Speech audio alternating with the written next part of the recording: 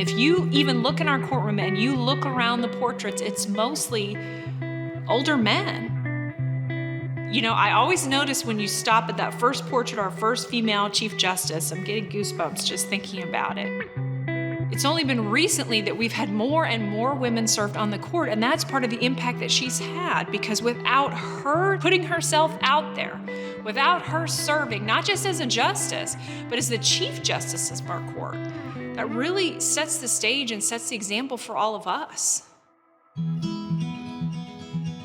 Judge Aboussie is a child of immigrants. She was born in Wichita Falls. And I think that being that child of an immigrant family has really motivated her. Some of that immigrant experience continues through the generations, and it gives you a certain amount of drive and a desire to do well and to provide for your family.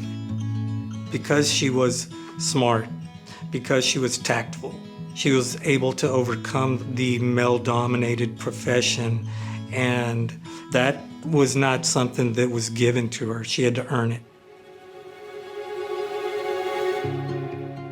She started law school at a time when there were not very many women who were in the law school. I think she left a footprint for many of us who are females to follow. She then, after graduating from law school, wasn't able to get a job at a law firm, just simply because not many women were being hired by firms at that time. She started her own law firm. She started her own practice and did so well that then caused other law firms to offer her jobs and to try to hire her. She was the first female lawyer in a number of firms that she joined. First district judge in Tom Green County, first Third Court of Appeals female judge, and then the first Chief Justice of that court.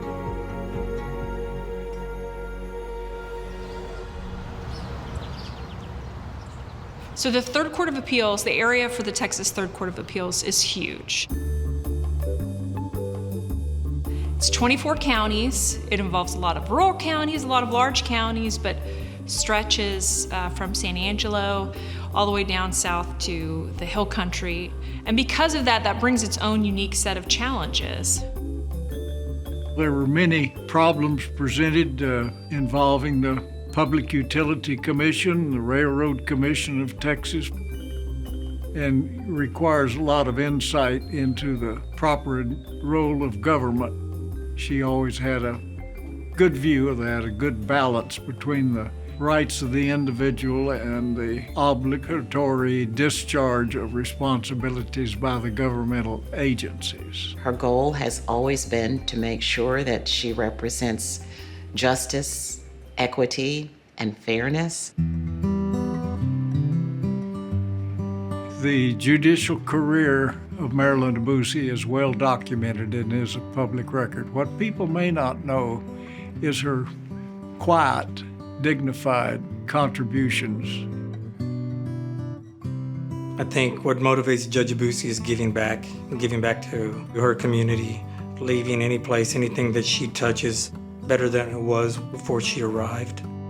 She served on a number of state bar and judicial and ethical committees. She has been a member of the St. Jude's Children's Hospital in Tennessee for more than 20 years. She was on the board to establish the San Angelo Hospice. She's currently still serving on the San Angelo Health Foundation. She has been a trustee of that foundation and chairman of the Board of Trustees. She's a great example, someone who the school should be proud of.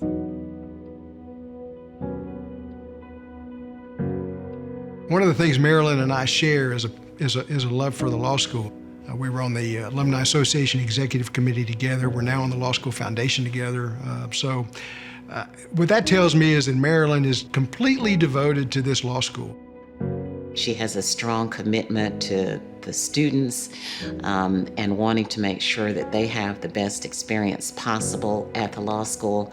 And Marilyn had a vision for helping to develop that through the involvement of the alums. She has served with dignity, skill, and intelligence. Our relationship has evolved over the years from colleague, mentor to now friend, and something I'm proud of, and I'm proud to call Judge Aboussie my friend. Even after she retired, she still remains as a senior judge today. She's one of the people that gives back to the community, and that's exactly what I think one must expect from a lawyer who has accomplished much and succeeded as much as Marilyn has. I thank you for all that you have done, not just in being a friend to me, but in being an advocate and your service to the community and to the state of Texas.